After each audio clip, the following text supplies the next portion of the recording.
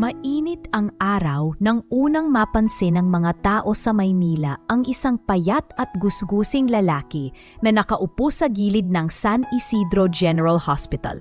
Siya si Lazaro, dating manggagawa sa isang maliit na pagawaan ng muebles sa probinsya. Noon, maayos ang kanyang buhay. Simple ngunit sapat upang mabuhay kasama ang kanyang asawa at anak. Ngunit isang gabi, sumiklap ang apoy sa kanilang barangay. Nilamon ng apoy ang kanilang maliit na tahanan at ang pagawaan kung saan siya nagtatrabaho. Walang natira sa kanya kundi ang mga abo ng nakaraan. "Paano na tayo, Lazaro?" Halos nanginginig na tanong ng kanyang asawa habang hawak ang kanilang anak na umiiyak. "Maghahanap ako ng paraan. Hindi ko kayo pababayaan." Sagot niya noon, bagamat sa puso niya ay ramdam na niyang halos wala ng pag-asa. Ngunit hindi niya na kayang tuparin ang pangako. Dahil sa kawalan ng kita, iniwan siya ng kanyang asawa at binala ang kanilang anak sa kamag-anak sa kabilang bayan.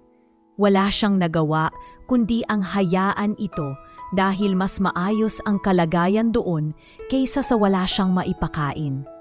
Mula noon, tila unti-unting nagdilim ang kanyang mundo. Lumuwas siya sa lungsod, dala ang mumunting pag-asa na baka doon makatagpo ng panibagong simula. Ngunit ang siyudad ay hindi kasing bait ng inaasahan niya. Dito siya natutong matulog sa bangketa, maghanap ng barya sa mga taong nagmamadali, at kumain mula sa tira-tirang pagkain na naiiwan sa basurahan.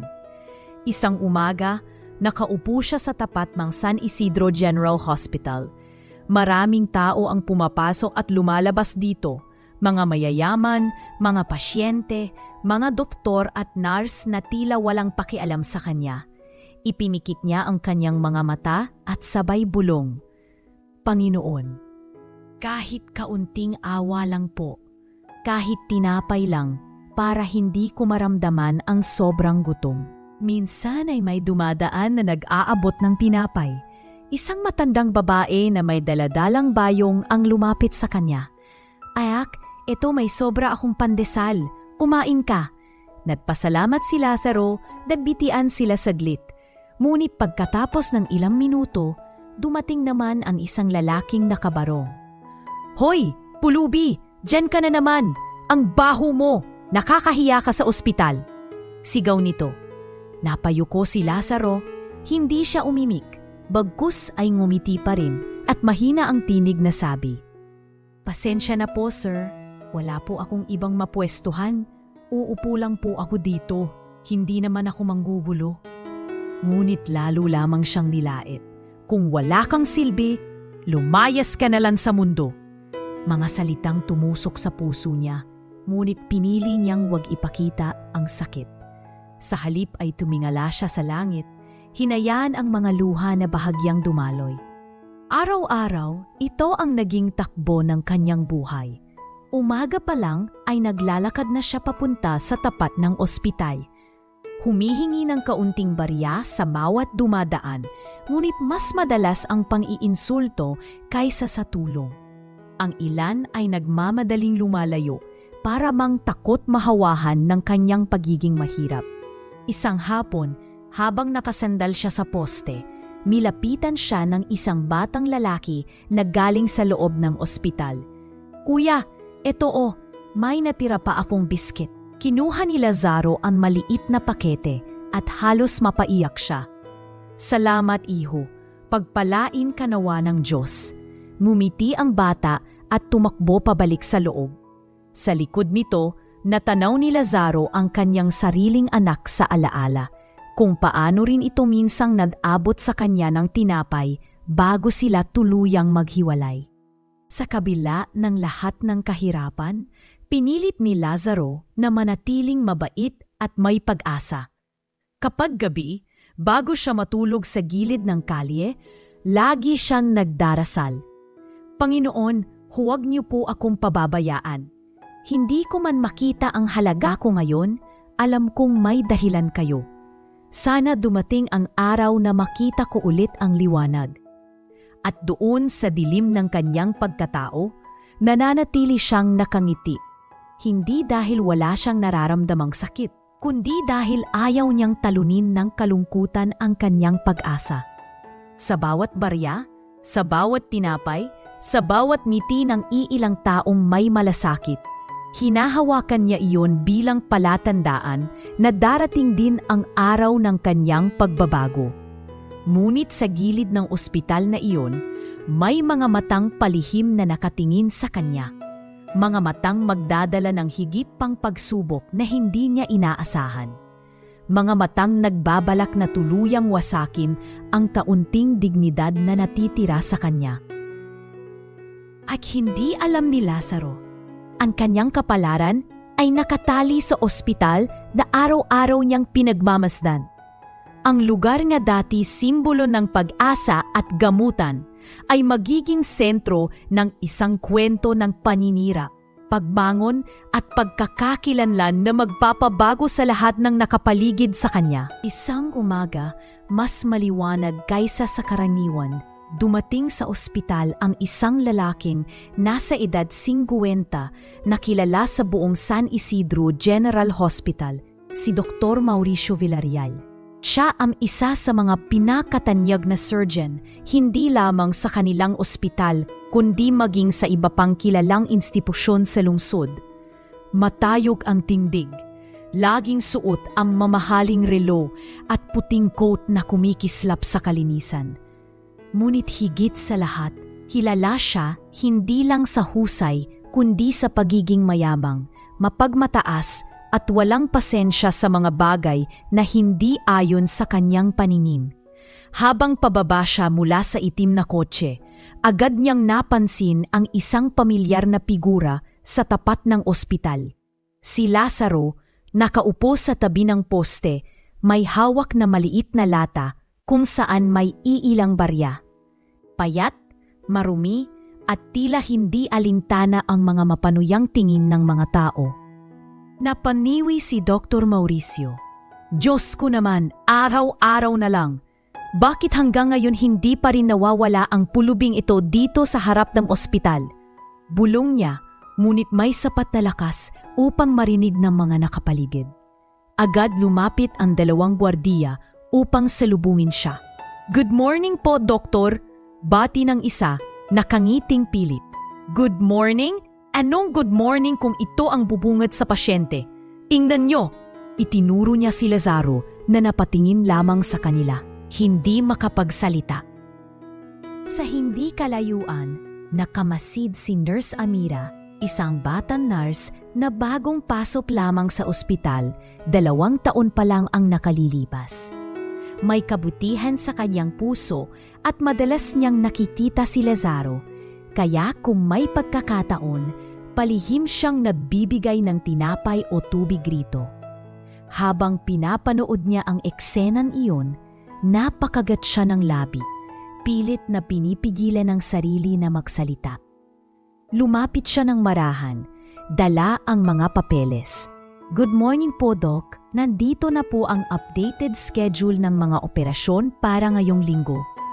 Tiningnan siya ni Dr. Mauricio at sinunggaban ang papel. Salamat, Nurse Amira. Pero sana mas nakatuon kayo sa gawain kaysa sa pagtingin-tingin sa kung sino-sinong hindi naman pasyente. Malamig na sabi nito, tila ba isang tusok ng karayom sa kanyang damdamin. Napayuko na lamang si Amira. Ngunit bago siya lumakad palayo, sumulyap siya kay Lazaro. Nakita niya ang bahagyang ngiti ng matanda. Parang nagsasabing, ayos lang ako. Kinahaponan, habang papauwi na si Dr. Mauricio, muli niyang nadaanan si Lazaro. Nakasandal ito at tila pagod na pagod. Mabilis siyang nilapitan ang gwardya. Bakit nandito pa rin siya? Hindi ba't sinabi kong wag na siyang pabalikin dito? Singhal ng doktor. Dok, pasensya na po. Ang sabi niya, dito lang daw siya nakakakuha ng tulong. Hindi naman po siya nanggugulo. Natawa ng mapait si Mauricio. Hindi manggugulo, ang presensya pa lang niya ay gulo na. Pasensya na, pero sa propesyon kong pinaghirapan ko ng maraming taon, Hindi ako papayag na ang ospital na ito'y masira ang reputasyon dahil lang sa isang pulubi. Bukas, siguraduhin niyong wala na siya rito. Nanginginig ang gwardya. Oo po, Doc. Sa tabi, narinig ni Lazaro ang bawat salita. Hindi siya nagsalita. Sa halip, marahan niyang pinulot at iilang bariyang nahulog mula sa kanyang lata. Tumingin siya kay Dr. Mauricio at sa mahinaong pinig ay nagsabi, "Dok, wala po akong intensyong sirain ang ospital ninyo. Uupo lang po ako dito. Naghihintay ng awa ng tao. Pero kung talagang ayaw niyo po, aalis ako." Ngunit hindi siya pinakinggan ni Mauricio. Umiling lang ito at saka sumakay ng kotse. Pagbalik sa loob, lumapit si Nurse Amira kay Lazaro at iniabot ang nakabalot na pandesal. "Kuya Lazaro, kainin niyo muna ito. Pasensya na, wala akong magawa sa sinabi ni doktor.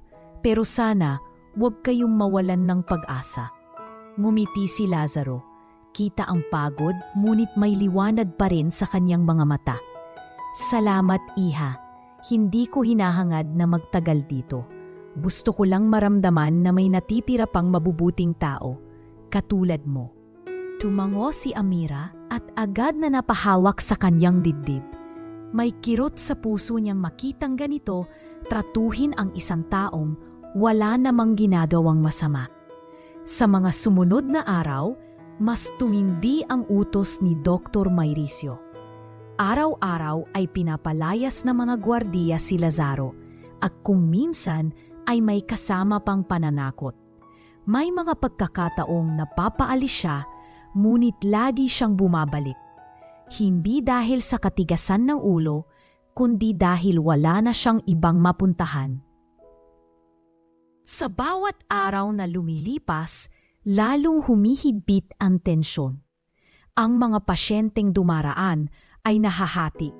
May ilan na naawa kay Lazaro. May ilan na naniniwala sa sinasabi ng doktor na isa siyang sagabal. At habang palakas ng palakas ang galit ni Dr. Mauricio, mas nagiging determinado si Lazaro na manatiling matatag kahit ang tanging sandata lamang niya ay ang kanyang ngipi at pananalig sa Diyos. Sa katahimikan ng gabi, matapos na siyang palayasing muli, nakatingala si Lazaro sa bituin. "Kung ito po ay pagsubok, tatanggapin ko. Pero sana, Panginoon, bigyan niyo po ako ng pagkakataong ipakita na hindi ako basura. Isa rin po akong tao." At doon nagsimula ang apoy ng tensyon na unti-unting maglalapit sa landas ng isang pulubi at ng isang kilalang doktor. Isang apoy na sa kalaunan ay magdudulot ng pagbabago sa ospital at sa lahat ng taong nakasaksi. Sa isang madilim na sulok ng ospital, nakapayo si Dr. Mauricio Villarreal, nakasandal sa pader habang nakayuko ang isang janitor na si Erwin, isang lalaking nasa 40 taong gulang. Pawis na pawis si Erwin at halata sa kilos ang kaba. "Erwin," malamig ang boses ni Mauricio, "kailangan kong mawala na yung pulubing yan dito. Ang kapal ng mukha, araw-araw nasa tapat ng ospital ko. Nakakahiya sa mga pasyente." Napakagat ng labi si Erwin. "Dok, pulubi lang po siya." Wala naman siyang ginagawa. Napataas ng kilay si Mauricio. "Hindi ako nagtanong kung may ginagawa siya o wala. Ang sabi ko, gusto ko siyang mawala. At ikaw ang gagawa ng paraan." Nanlaki ang mga mata ni Erwin. "Anong ibig niyong sabihin?" Dahan-dahang inilamas ni Mauricio ang isang cellphone mula sa bulsa ng kanyang coat. "Ito nawawalang cellphone ng isang pasyente. Hindi pa nila alam na hawak ko. Ilagay mo sa supot ng pulubing yan. Bukas kapag nakita ng lahat, siya ang pagbibintangan. Wala nang papansin sa kanya pagkatapos nun. Sira na siya." Nanlumo si Erwin. "Dok, baka mapahamak ako. Hindi tama to." "Hindi tama?" Ngumisi si Mauricio. "Kung ayaw mong mawala ng trabaho, sundin mo ako. Tandaan mo, Erwin, isa lang akong salita at mawawala ka sa ospital na to. Hindi ka makakahanap ng ibang trabaho kung ako mismo ang magbibigay ng masamang rekomendasyon." Natigilan ng janitor. Ngunit sa huli, napabuntong hininga siya at kinuha ang cellphone. Oo po, Dok. Kinagabihan, habang mahimbing na natutulog si Lazaro sa tabi ng ospital, marahan siyang nilapitan ni Erwin. Dala ang maliit na supot kung saan naroon ang latang pinaglalagyan ng barya ni Lazaro. Marahan niyang isiniksik ang cellphone sa loob ng supot. Pinadmasdan niya si Lazaro na mahimbing na nakayakap sa kanyang lumang kumot. May guilt sa kanyang puso, pero wala siyang lakas para sumuway. Patawad kuya, wala akong magawa, bulong ni Erwin bago siya tuluyang lumayo. Kinabukasan, maaga pa lamang ay dagsana ang mga tao sa ospital para magpa-check up. Maingay ang pila, may mga batang umiiyak, may mga pasyenteng nakaupo sa wheelchair, at may mga bantay na abala sa pakikipag-usap. Doon, nakaupo si Lazaro, hawak ang kanyang slapot at inaabot sa bawat dumaraan. Kahit kaunting barya lang po, pang-almusal. Bigla na lamang lumapit ang isang nurse na may dalang pasyente. Sandali lang, nawala ang cellphone ng pasyente ko kagabi. Baka nafitan niyo, sigaw niya. Hindi pa man nakakapagpaliwanag ang iba, biglang sumingit si Dr. Mauricio na kararating lang. Tama na ang paghahanap. Sigurado akong alam ko kung nasaan ang cellphone na yon. Nagkatininan ang mga tao. Saan po, Doc? Tanong ng isang gwardiya. Diretso niyang itinuro si Lazaro. Tingnan niyo ang dala ng pulubi niyan. Hindi ba't siya lang ang laging nandito? Nagulat si Lazaro. Ha? Ako po, wala po akong kinuha, Doc. Naninginig ang boses niya. Lumapit ang gwardiya at kinuha ang supot ni Lazaro. Isa-isang nilabas ang laman. Ilang parya, isang piraso ng tinapay, at isang mamahaling cellphone. Eto po, Doc. Eto ang hinahanap nyo. Bulalas ng gwardiya. Nanlaki ang mata ni Lazaro. Halos mabitawan ang kanyang kumot. Hindi po akin yan. Hindi ko alam kung paano napunta yan dyan. Nag-ingay ang mga tao sa pila. Magnanakaw pala ang pulubi na yan. Akala ko ba mabait siya? Yun pala may tinatagong kasamaan. Kaya pala hindi nawawala dito. Naghihintay ng pagkakataong makapagnakaw. Napaluhod si Lazaro. Hawak ang kanyang dibdib habang naninginig ang kamay. Hindi po totoo. Wala po akong kinuha. Maniniwala ba kayo na kaya kong magnakaw ng ganyan? Diyos ko po, hindi po ako magnanakaw. Ngunit walang naniwala. Si Dr. Mauricio ay nakangisi lamang sa gilid. Ayan, kitang-kita. May ebidensya. Walang pagagawa ang salita mo. Pulubi. Ang mga mata ng lahat am saksi. Lumapit si Nurse Amira, halatang naguguluhan. Sandali lang po. Baka naman may ibang nangyari. Hindi ako naniniwalang pagnanakaw si Kuya Lazaro. Tumingin si Mauricio sa kanya. Malamig ang boses. Amira, mas mabuti pang huwag kang makisamkot. Hindi ka pa matagal dito. Baka ikaw pa ang mapahamak. Ngumugol ng iyak si Lazaro, nakaluhod sa harap ng lahat. Maniwala po kayo, wala akong kinuha. Hindi ko po ito kasalanan. Ngunit sa halip na awa, kahihiyan at panguuyam ang natanggap niya. May ibang nagbato pa ng tinapay na luma. Ayan, magnanakaw. Yan na lang kainin mo.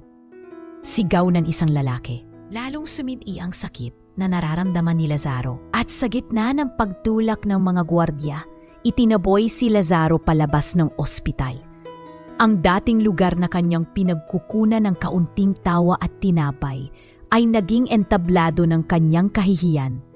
Habang naglalakad siya palayo, nanginginig at walang patutunguhan, bumagsak ang kanyang luha sa simento. Sa kanyang isip, iisa lang ang tanong, Panginoon, hanggang kailan po ba ako hahamakin ng ganito? Kung wala na po akong silbi sa mundo, bakit niyo pa ako binuhay? At doon, nagsimula ang pinakamadilim na yugto ng kanyang buhay, isang sugat na hindi niya akalaing magiging simula rin ng isang dakilang pagbabalik. Pagkaraan ng insidenteng iyon sa ospital, tila tuluyang gumuho ang mundo ni Lazaro. Ang mga mata ng mga tao ay laging nakasunod sa kanya na may halong pagdududa at panlilibak. Ang ilang dating naaawa at nagbibigay ng tinapay o barya ay biglang tumalikod. Kahit mga pamilyar na mukha na napasanayan niyang ngumiti sa kanya, ngayoy lumilihis na ng tingin. Para bang nahahawa sila sa kasalanang idimikit sa kanyang pangalan. Isang hapon, habang nakaupo siya sa gilid ng waiting shed, lumapit ang isang lalaking dati nag-aabot ng mainit na sopas tuwing gabi. Ngunit sa pagkakataong iyon, malamig ang mga mata nito. "Lazaro, huwag ka nang lalapit sa tindahan ko. Baka madamay pa ako sa bulo mo. Ayoko nang may magnanakaw sa paligid," madiin nitong sabi bago tuluyang lumayo. Parang sinaksak sa dibdib si Lazaro. Hindi siya nakapagsalita. Nakayuko lamang habang pinadmamasdan ang mga paan ng taong papalayo. Isang matandang babae naman na dati nag-iiwan ng pandesal sa gilid ng ospital ay dumaan at tinitigan siya mula ulo hanggang paa. "Akala ko mabait ka, Lazaro. Pero iba pala, naloo mo rin ako." Tumalikod ito at hindi na muling bumalik. Lumipas ang mga araw. Halos 1 linggo siyang walang maayos na pagkain. Tanging tubig mula sa poso at mga tira-tirang piraso ng tinapay ang naipapasok niya sa kanyang sikmura. Unti-unting nanghina ang kanyang katawan. Namumutla na ang kanyang balat, nanlalambot ang mga binti at madalas ay nilalagnat siya sa gabi. Ang dating ngiti na pilit niyang pinapakita ay unti-unti na ring nawawala, napalitan ng walang laman na titig sa kawalan. Isang gabi, naahandusay siya sa gilid ng ospital, nanginginig sa lamig at nilalagnat. Dumaan ang ilang nurse at doktor na galing sa duty, ngunit walang pumansin. Hanggang sa may isang babaeng maingat na lumapit, si Nurse Amira. Bitbit niya ang isang maliit na supot na may lamang tinapay at isang boteng tubig. "Kuya Lazaro," mahinang tawag niya, "kumain ka muna. Nakita kitang nanginginig kanina pa." Marahang iminulad ni Lazaro ang kanyang mga mata at ngumiti, kahit halos hindi na niya makayanan. "Amira, pasensya ka na, pati ikaw na dadamay sa akin." Umiling si Amira at iniabot ang supot. "Wala kang dapat ikahiya sa akin. Alam kong hindi ikaw ang magnanakaw. May mga bagay na hindi nakikita ng lahat, pero alam kong hindi ka ganon. Kumain ka na, baka tuluyang bumagsak ang katawan mo." Mahinang kinuha ni Lazaro ang tinapay. Sa bawat kadatya, ramdam ang bigat sa dibdib. Hindi lamang dahil sa gutom, kundi dahil sa pagkakaroon pa rin ng iisang taong naniniwala sa kanya. "Salamat, Iha. Kung wala ka, baka hindi ko nakayanin." Naglabas pa si Amira ng maliit na pakete ng gamot. "Paracetamol lang ito, makakatulong para sa lagnat mo. Huwag mong isipin na kaawaan lang ito. Naniniwala ako na darating ang araw na magbabago ang lahat." Tumango si Lazaro. Habang pinapahid ang pawis sa kanyang noo, darating din ang hustisya. Bulong niya, halos hindi na marinig. Ngunit malinaw kay Amira ang bigat ng salitang iyon. Sa mga sumunod na araw, palihim siyang tinadalhan ni Amira ng kaunting pagkain at gamot. Ginagawa niya ito nang walang nakakaalam, dahil alam niyang kapag nahuli siya ni Dr. Mauricio o ng ibang opisyal ng ospital, maaari siyang maparusahan. Isang gabi, dumaan si Erwin, ang janitor na siyang nagtanim ng cellphone sa gamit ni Lazaro. Napansin niya ang nanghihinang katawan nito. Hindi niya kayang harapin si Lazaro, ngunit may boses na paulit-ulit na kumakagat sa kanyang konsensya. "Ako ang dahilan," bulong niya sa sarili, sabay lingon at naglakad palayo. Habang patuloy na nagdurusa si Lazaro, nagsimulang mabuo sa kanyang dibdib ang isang kakaibang tibay. Oo, siya'y lumok ngayon. Wala nang tiwala sa kanyang mga tao. Ngunit may isang munting boses sa kanyang puso na nagsasabing hindi matatapos ang lahat dito. Habang nakahiga sa bangketa, Pinagmamasdan niya ang mga bituin. Sa mahinang tinig, bumulong siya. Panginoon, kahit ako'y tingaboy at tinuring na wala, alam ko pong may dahilan ang lahat ng ito. Hindi ko alam kung kailan, pero alam kong darating din ang hustisya. At sa gitna ng kanyang panghihina, iyon ang nag-iisang lakas na kumakapit sa kanya. Ang pag-asang balang araw ang totoo'y lilitaw at ang mga nanghamak sa kanya ay mapapahiya sa harap ng katotohanan. Lumipas ang 3 taon mula nang itaboy si Lazaro sa harap ng San Isidro General Hospital. Ang dating payat at nanghihina ay halos hindi na nakalakad ng maayos sa mamahuling buwan ng kanyang pamamalimos sa lansangan. Ngunit isang gabing umuulan. Habang nanginginig siya sa ilalim ng lumang bubungan ng isang tindahan, may isang lalaking dumaan. Matikas pa rin kahit halata ang edad, naka-Amerikana ngunit basa sa ulan. Siya si Ate Rodolfo Tamayo, isang retiradong abogado na kilala sa kanilang probinsya. Nang makita niya si Lazaro, agad siyang napigilan.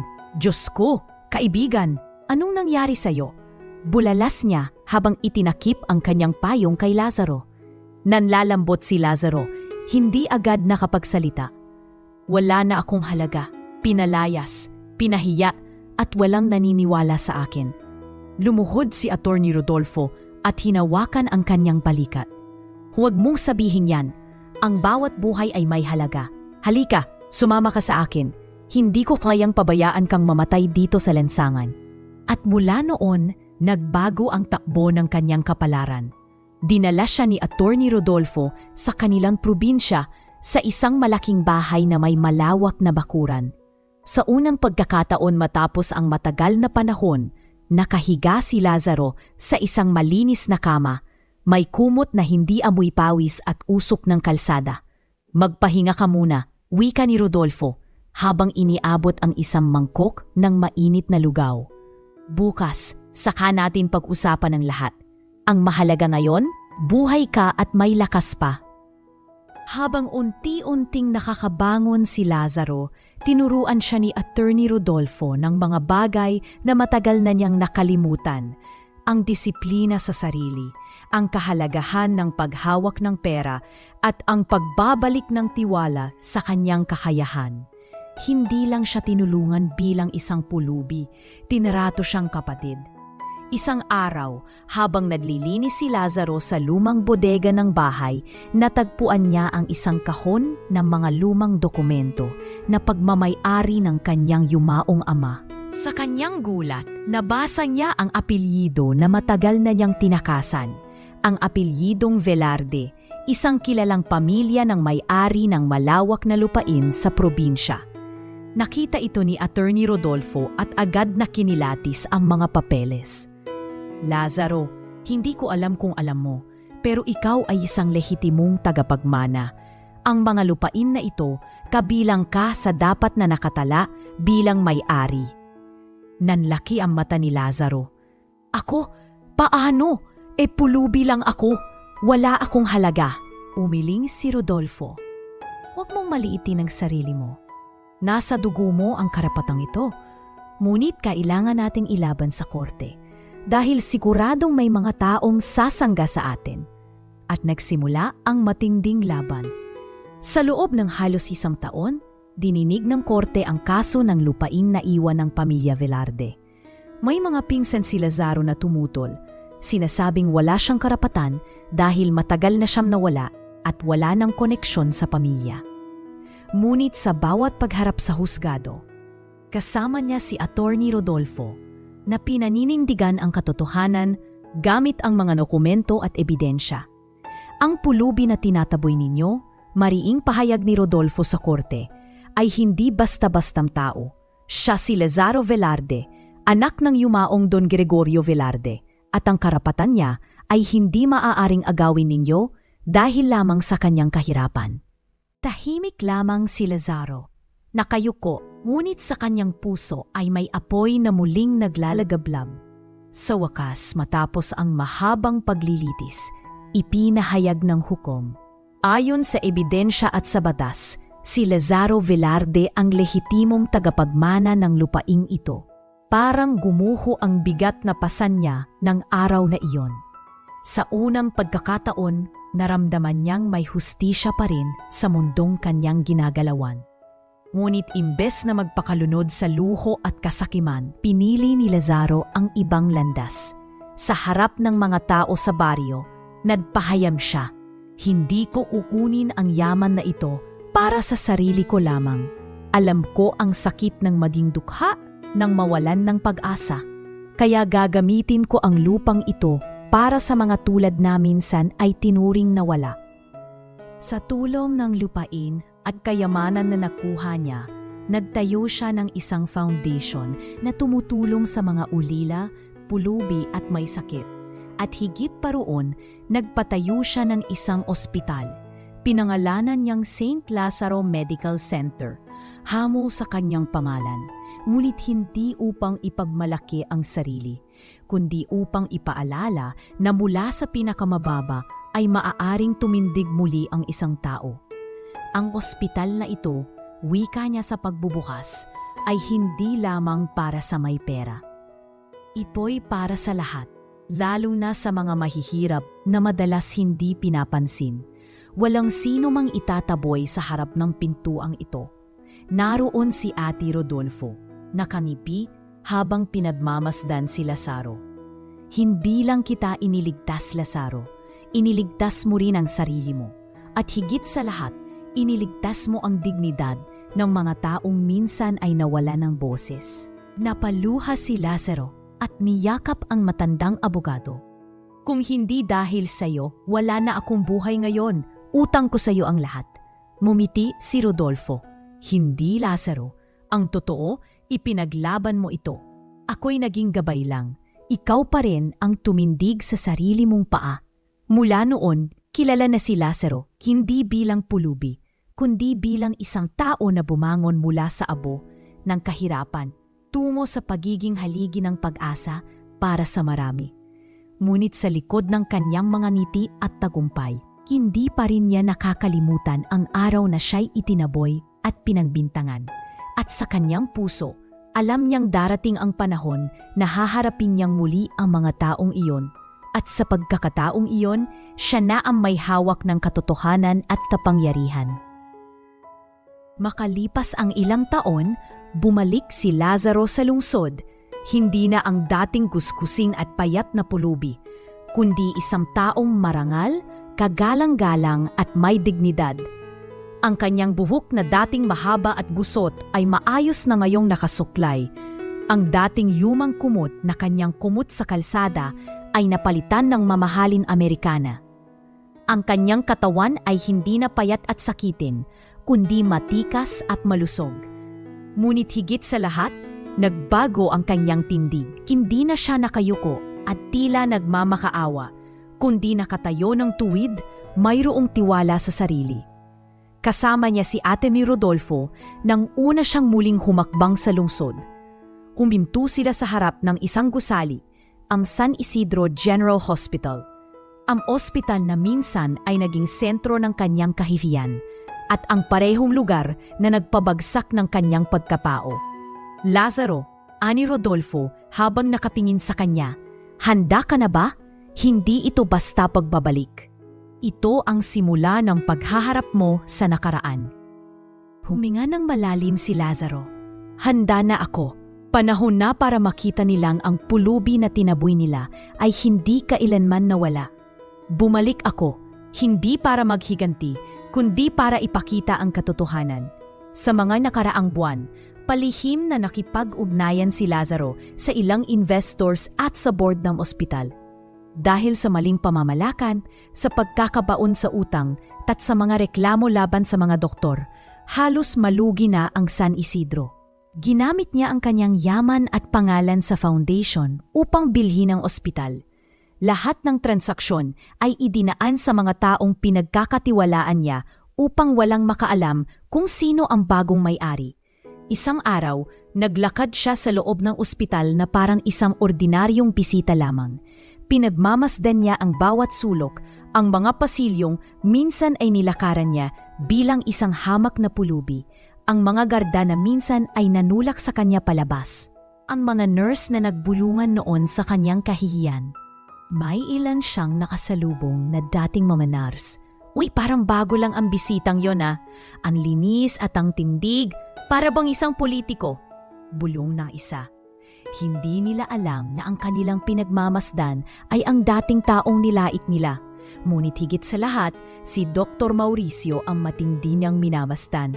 Nakita niya ito sa conference room, galit na galit habang kinakausap ang mga staff. Ano ba naman kayo? Laging may reklamo ang pasyente. Kung hindi kayo marunong magtrabaho, mas mabuti pang umalis na lang kayo. Napangiti si Lazaro, ngunit hindi iyon ngiti ng tuwa. Pagkus, ngiti ng taong nakaalam ng katotohanan at naghintay ng tamang panahon. Yumapit si Atty. Rodolfo at mahinang bumulong. Alam kong gusto mo na siyang harapin ngayon, pero maghintay ka muna. Hindi ito tungkol sa personal na galit mo. Ito ay tungkol sa pagbabalik ng dignidad mo at pagbibigay ng aral. Tumango si Lazaro. Alam ko, hindi pa ngayon pero darating ang tamang oras. Sa mga sumunod na linggo, palihim niyang inaral ang operasyon ng ospital. Nakausap niya ang mga pasyente na nagrereklamo, ang mga nurse na natatakot magsalita at ang ilang doktor na sawa na sa pagmamalabis ni Mauricio. Lahat sila'y nagulat kung paanong ang isang estranghero ay handang makinig sa kanilang hinaing.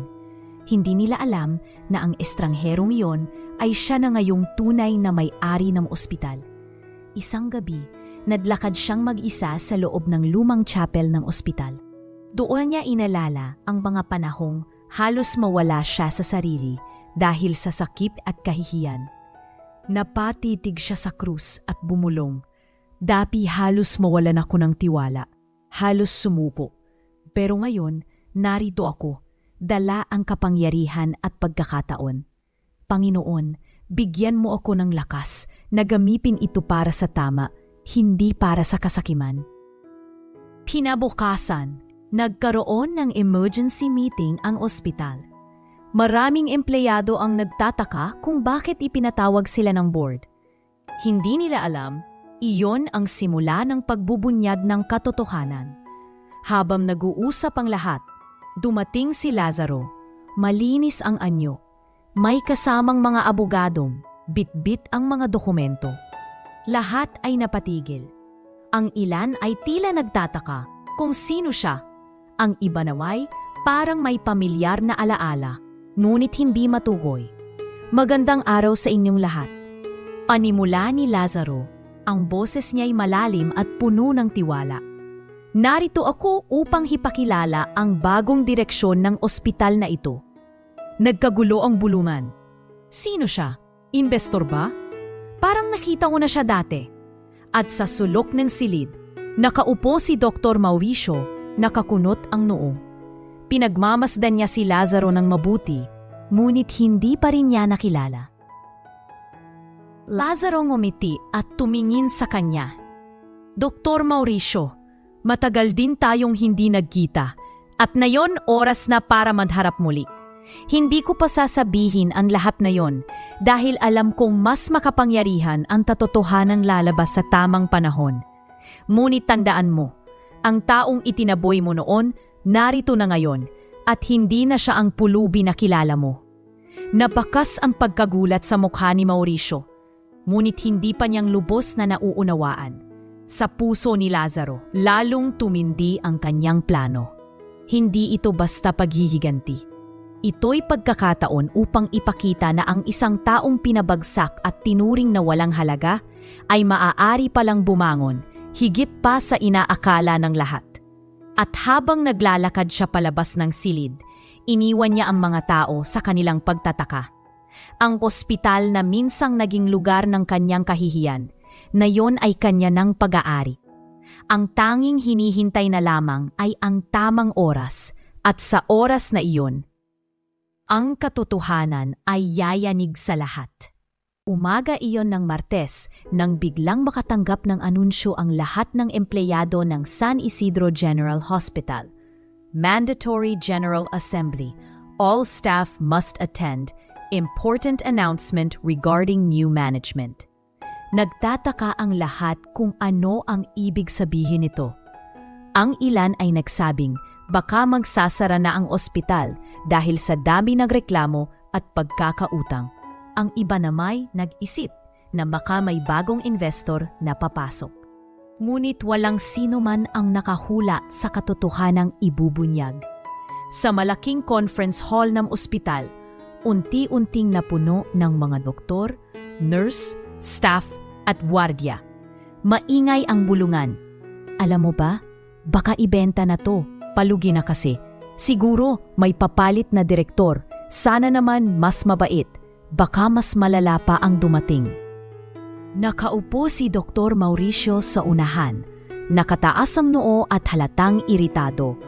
Kung sino man ang bagong pamunuan, wala silang alam sa medisina kung ikukumpara sa akin, bulong niya sa mga katabing doktor. Ako pa rin ang haligi ng ospital na ito. Maya-maya, dumating ang 3 abogado na naka-Amerikana. Bitbit nila ang makapal na folder at ilang dokumento. Tumayo ang isa sa kanila at nagsalita. Magandang araw sa inyong lahat. Kami po ay narito upang ipakilala ang bagong chairman ng San Isidro General Hospital Board. Simula ngayong araw, siya na po ang may-ari at may buong pamamahala sa institusyong ito. Tahimik ang buong hall. Naghihintay ang lahat kung sino ang lalabas mula sa pintuan. At nang bumukas ito, isang lalaki ang pumasok. Matikas, marangal at nakasuot ng mamahaling barong Tagalog na puti at may gintong butones. Maayos ang kanyang postura, malinis ang buhok. At may awtoridad sa bawat hakbang. Nang makita siya ng mga tao, nagulat ang karamihan. May pamilyar sa kanyang mukha, ngunit hindi agad makilala. Ngunit si Nurse Amira na nakaupo sa bandang gilid ay agad napaluha. Si Kuya Lazaro, bulong niya sa sarili. Mga kasama, patuloy ng abogado. Ang bagong chairman ng San Isidro General Hospital, Ginoong Lazaro Velarde. Parang sumabog ang bulungan sa loob ng silid. Velarde? Siya yung pulubi dati dito sa tapat? Hindi maaaring siya yon. Tingnan nyo ang linis. Ang yaman ng dating? Diyos ko, paano nangyari to? Tumayo si Lazaro sa gitna, bahagyang ngumiti, ngunit mariin ang tingin. Magandang araw sa inyong lahat. Siguro marami sa inyo ang nagtataka. Totoo, ako nga ang pulubi na araw-araw ay nasa harap ng ospital na ito. Ako ang taong inyong tinaboy, pinagtawanan at pinagbintangan. Ngunit ngayon, narito ako hindi para magbalik ng galit, kundi para ipakita na ang kapalaran ay maaaring magbago. Natahimik ang lahat. Ang mga nurse na minsang tumatawa sa kanya noon ay napayuko. Ang mga gwardiya na minsang nagtulak sa kanya palabas ay nagbulungan sa takot. At si Dr. Mauricio, nakaupo pa rin ngunit halos hindi makapaniwala.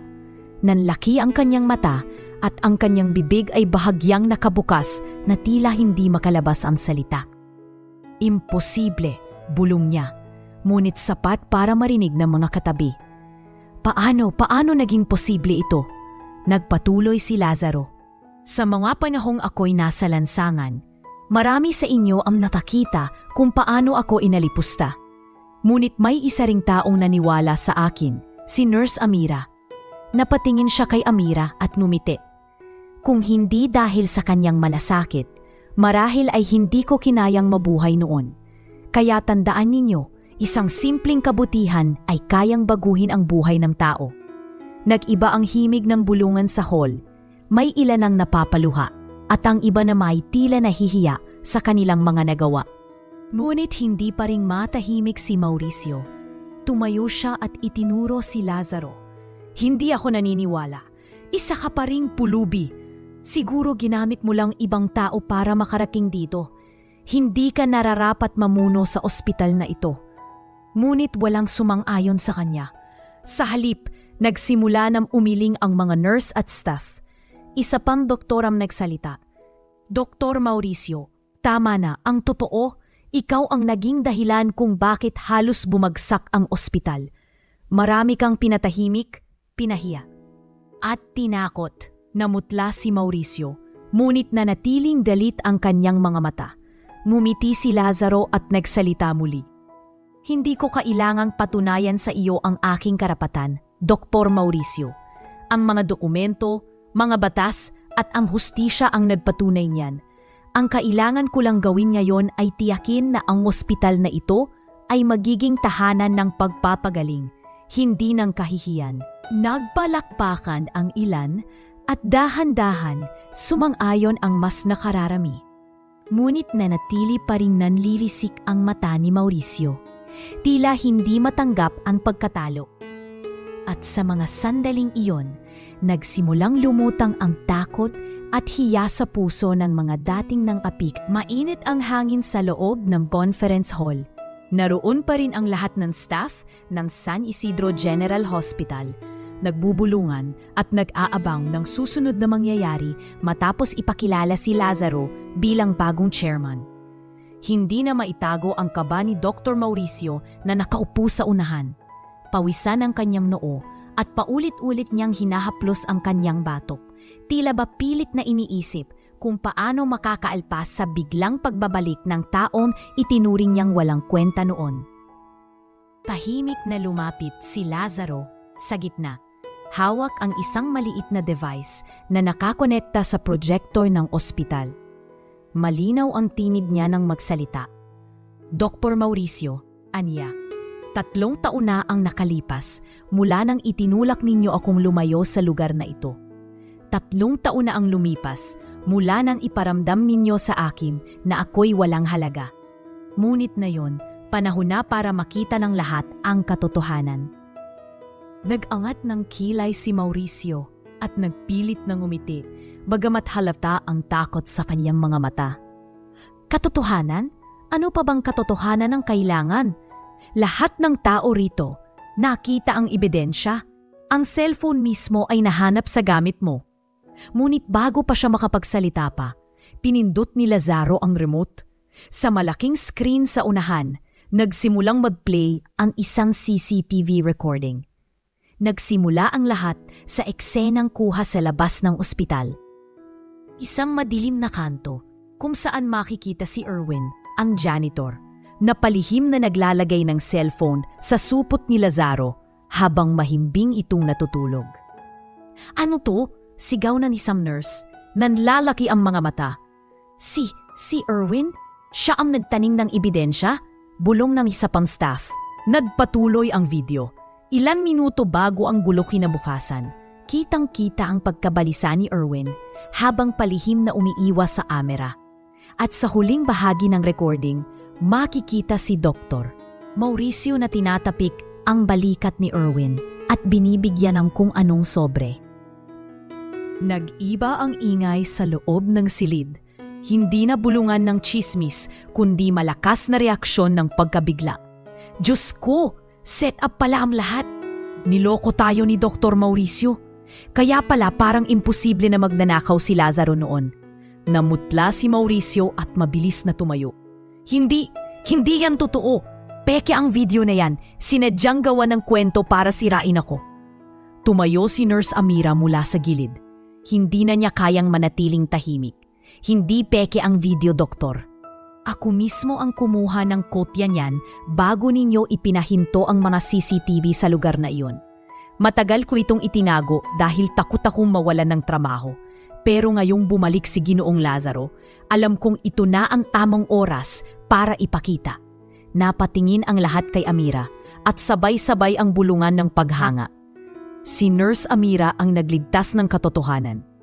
Kung hindi dahil sa kanya, mananatili ang kasinungalingan. Habang nagkakagulo ang mga tao, nanlumo si Mauricio. Pilit niyang hinahanap ang tamang salita, ngunit wala nang naniwala. Ginawa ko lang yon para protektahan ang ospital. Sigaw niya, nanginginig ang boses. Kung hindi ko pinatalsik ang pulubing yon, baka mas lalo tayong mapahiya. Ginawa ko ang lahat para sa institusyon. Ngunit walang umayon. Ang mga doktor at nurse na minsang sumunod sa kanyang autoridad ay ngayon ay umiiling na. Ang gwardiya na minsang nagtulak kay Lazaro palabas ay napahawak sa ulo at nagbulong. Diyos ko, naging kasabwat pa ako sa kasinungalingan. Samantala, Si Lazaro ay nakatayo pa rin sa gitna, pinapanood ang lahat. Hindi niya napigilan ang pag-agos ng kanyang mga luha. Ngunit ang kanyang pag-iyak ay hindi dahil sa galit. Ito'y dahil sa sakit ng alaala.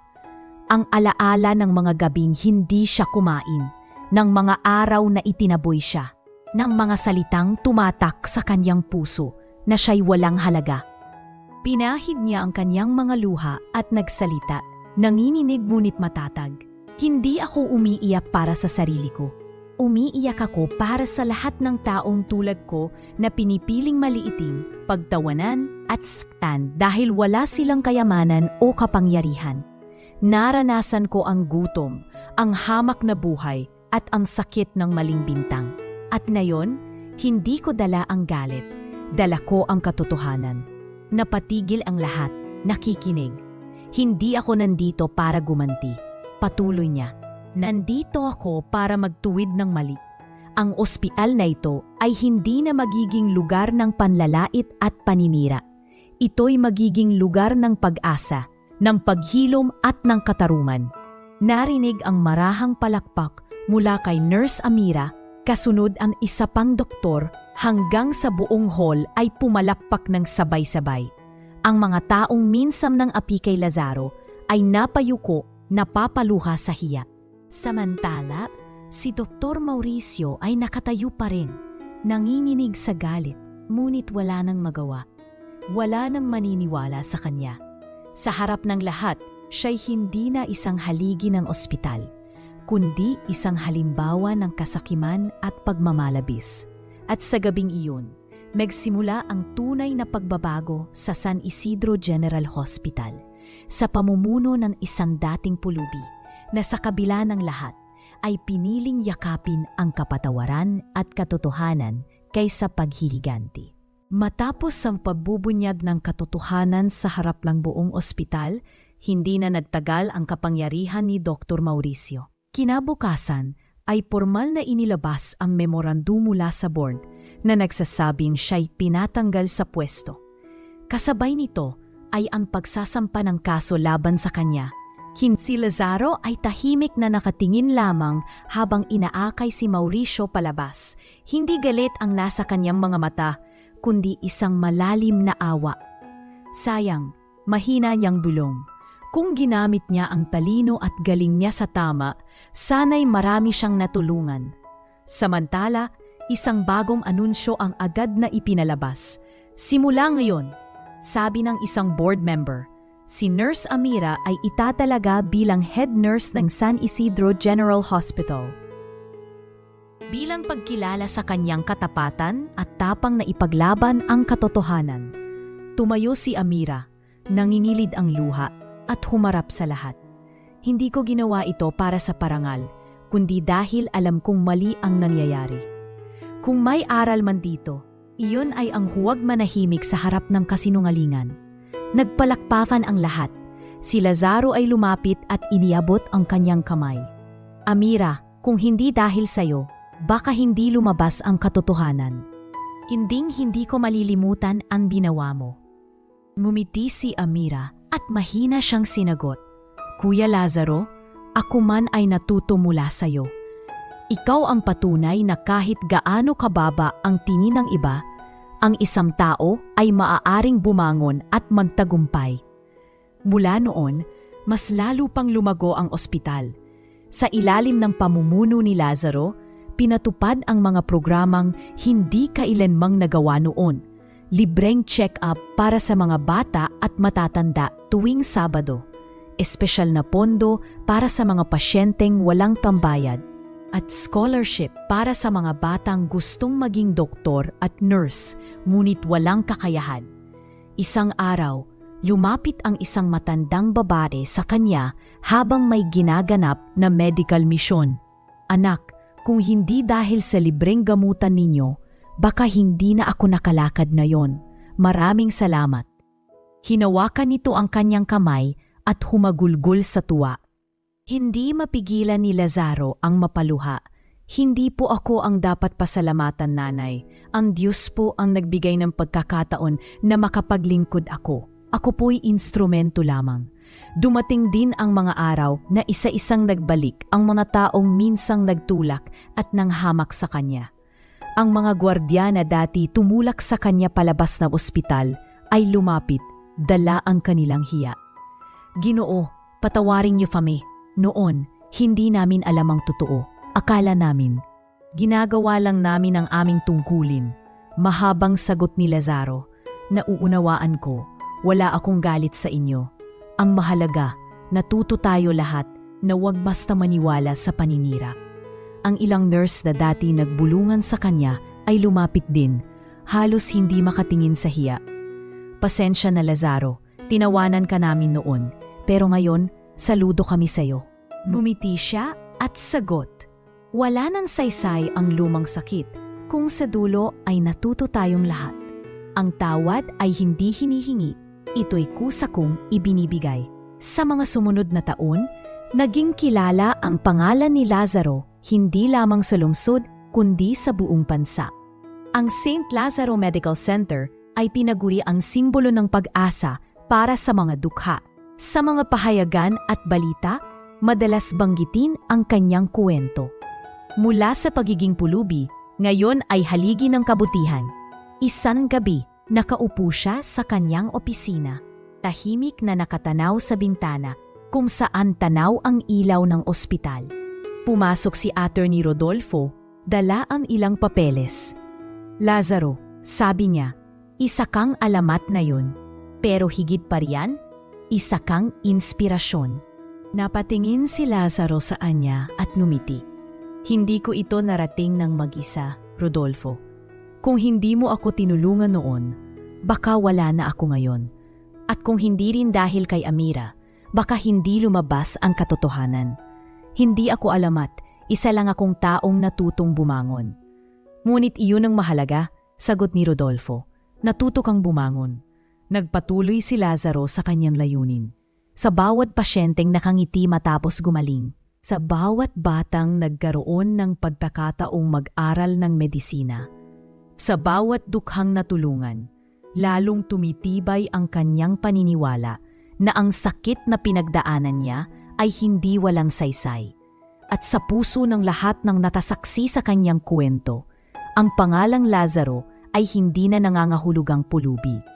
Ito'y naging sagisag ng pag-asa, katotohanan, at muling pagbangon. Isang paalala na kahit ang pinakamababang itinuring ng lipunan ay maaaring maging pinakailaw nito balang araw. Lumipas ang mga buwan at naging ganap ang pagbabagong naganap sa San Isidro General Hospital.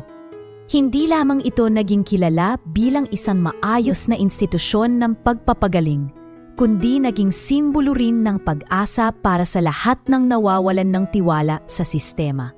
Sa kabila ng kanyang bagong katayuan, nanatiling mapagkumbaba si Lazaro. Araw-araw, makikita siyang nakikipag-usap sa mga pasyente at sa mga taong pumapasok. Hindi siya nagkukulong sa kanyang opisina. Madalas, kasama siya sa mga medical mission, nakatayo sa tabi ng mga doktor at nurse at nakikipagkamay sa mga matatanda at bata. Ginoo, sabi ng isang ama habang niyayakap ang kanyang anak na bagong operahan, kung hindi dahil sa libreng serbisyong iniaalok ng ospital ninyo, baka wala na ang anak ko ngayon. Salamat po, Lazaro. Ngumiti siya at marahang tumango. Huwag mo akong pasalamatan. Ang buhay ng anak mo ay regalo mula sa Diyos. Ako'y kasangkapan lamang para maging daan sa pagliligtas niya. Sa bawat ganoong eksena, lalong lumalalim ang respeto ng mga tao kay Lazaro. Hindi siya nagsuot ng karangyaan para ipagmalaki. Oo, marangal ang kanyang pananamit, ngunit higit na nakikita ng lahat ang kanyang kababaang loob. Kapag tinatanong siya ng mga bata kung paano siya nakarating sa kanyang posisyon, palagi yan ang sagot. Anak, tandaan mo, kahit pulubi ka ngayon, maaari kang maging tagapagligtas bukas. Ang mahalaga ay hindi ka mawalan ng pag-asa at patuloy kang maniwala sa kabutihan.